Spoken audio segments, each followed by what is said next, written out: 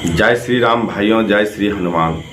आज चर्चा करेंगे जो व्यक्ति पूजा पाठ करते हैं, जो बराबर पूजा पाठ करते हैं, नित्य दिन करते हैं, उन व्यक्ति पर, और जो व्यक्ति बराबर पूजा पाठ करने के बाद ये बोलते हैं जो हम बहुत पूजा पाठ करते हैं, कहाँ भगवान का कृपा हो रहा है। और उन व्यक्ति को हमने देखा है जो पूजा क्या करते हैं, स्नान कर लिए, थोड़ा बहुत अगरबत्ती जला दिए, फूल अपने घर में जो देवतागण हैं उनको चढ़ा दिए, बाहर गए, हनुमान जी का मंदिर है, कुछ है, यानी आधे घंटे में वो पूजा कर लिए और भगवान पर उपकार कर दिए। और उसी में कहते हैं कि हम बहुत पूजा पाठ करते हैं, भगवान मेरा कल्याण कहाँ कर रहा है, मुझे ये दुख, मुझे ये तकलीफ, मुझे ये हो रहा है। तो इस तरह से पूजा पाठ करने से कभी भी आपका ये सोचिएगा जो भगवान कल्याण कर दे तो संभव नहीं है, क्योंकि वह आपकी जो है थोड़ी बहुत नित्य क्रिया है। जैसे आप सुबह में उठते हैं, उठने के बाद पानी पीते हैं, कुल्ला करते हैं, टॉयलेट जाते होंगे, ब्रश करते होंगे, ब्रश करने के बाद चाय पीते हैं, तो उसी तरह से वह आपकी नित्य क्रिया हो गई। ऐसे नित्य क्रिया वाले व्यक्ति भगवान से कल्याण चाहते हैं तो कभी नहीं होगा। ये बात मैं चैनल पे बोल रहा हूँ और अंत तक ये सुनिएगा, क्यों नहीं होगा ये भी बताता हूँ और इस वीडियो में बताऊंगा। तो इसके लिए आपको इस प्रसंग को, इस वीडियो को अंत तक सुनना पड़ेगा।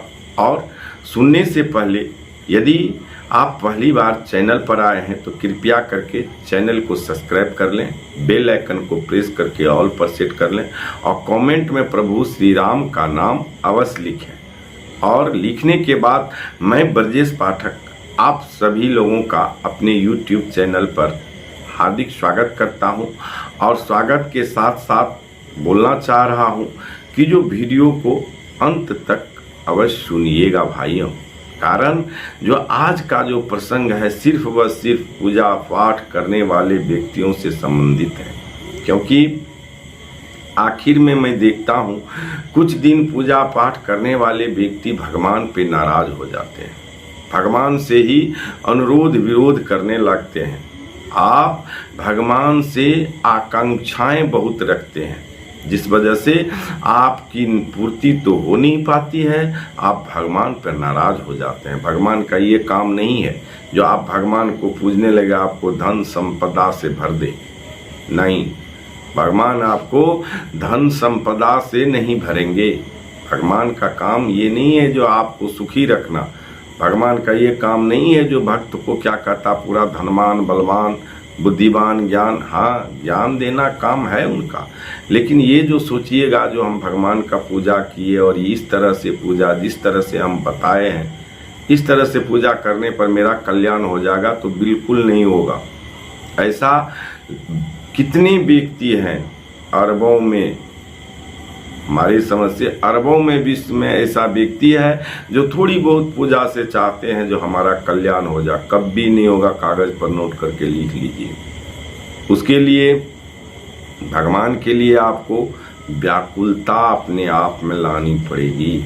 आप अपने मन को व्यग्र करना पड़ेगा। मन जब तक व्यग्र नहीं होगा, पूजा के लिए मन आपका व्यग्र नहीं होगा, भगवान के लिए व्यग्र नहीं होगा, तब तक आपका कुछ होने जाने वाला नहीं है। आप स्नान किए, जब स्नान करेंगे तब भगवान को फूल देंगे, अगरबत्ती दिखा देंगे, एक लोटा जल भर करके लाएंगे। तो जल कहाँ से लाते हैं आप? जल भी उनका, फूल भी उनका, अगरबत्ती भी उनका, सब कुछ उनका। आपको बनाने की शक्ति क्या है? केला फल भगवान उसको प्रकृति के द्वारा उपजाते हैं तो आप चढ़ा देते हैं। कुछ नहीं है आपका, 2 पैसे से आप जाते हैं, खरीद लेते हैं, अपने आप को समझते हैं जो ये मेरा है ना। कुछ नहीं है आपका, सारा भगवान का है। भगवान को चढ़ावा देना है तो अपने मन का फूल दीजिए, अपने मन का अगरबत्ती दीजिए, अपने मन का प्रसाद दीजिए, अपने मन का, अपने तन का जो भी है इसको समर्पित कीजिए और भगवान के लिए समय निकालिए। ये भगवान को पूजा करने से दोपहर में 1 बजे 12 बजे हम भी करते हैं, ऐसा बात नहीं है।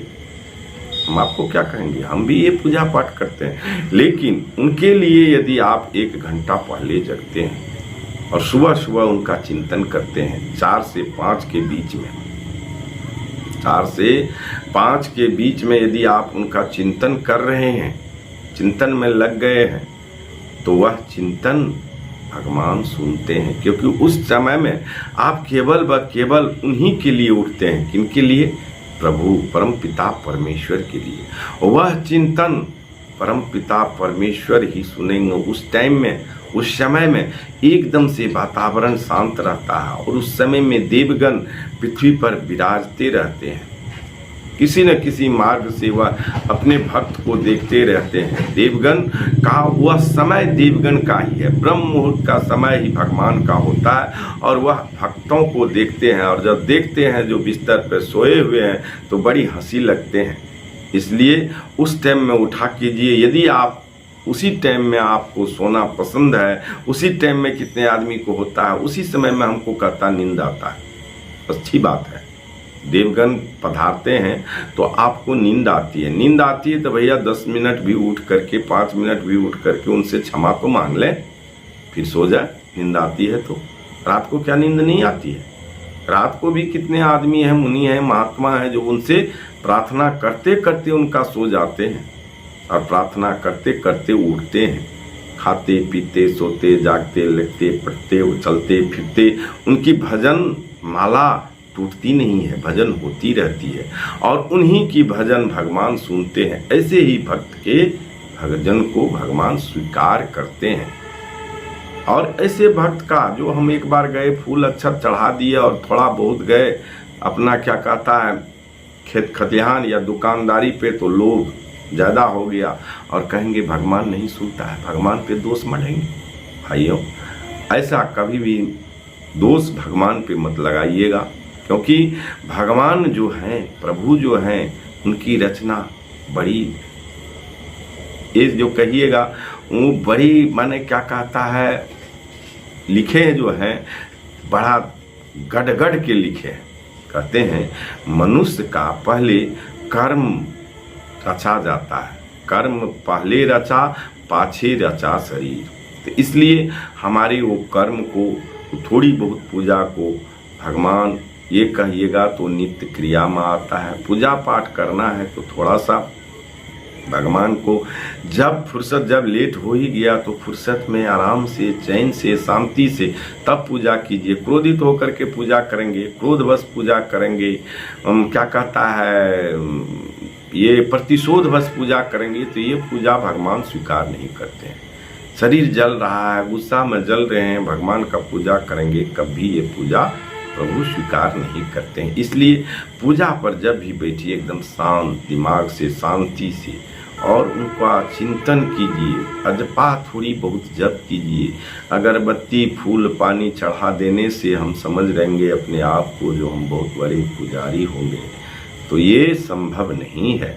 तो भाइयों, चलिए वीडियो को यहीं पे हम अंत करना चाहते हैं। अंत करने से पहले एक चीज़ आप लोगों को बोलना चाह रहा हूँ, यदि भी अभी तक चैनल को सब्सक्राइब नहीं किए हैं तो सब्सक्राइब कर लीजिए, बेल आइकन को प्रेस करके ऑल पर सेट कर लीजिए और कमेंट में जय श्री राम प्रभु का नाम अवश्य लिखिए। लिखने से क्या होता है, हाथ पवित्र, और लिख करके देखने से आँख पवित्र। आँख से देख करके मुंह से बोलने पर मुंह पवित्र, मुंह से बोला हुआ वाणी कान सुनता है तो कान पवित्र। इतना चीज पवित्र जरूर कर लीजिएगा जय श्री राम लिख करके। चलिए हम भी आप लोगों को बोलते हैं जय श्री राम।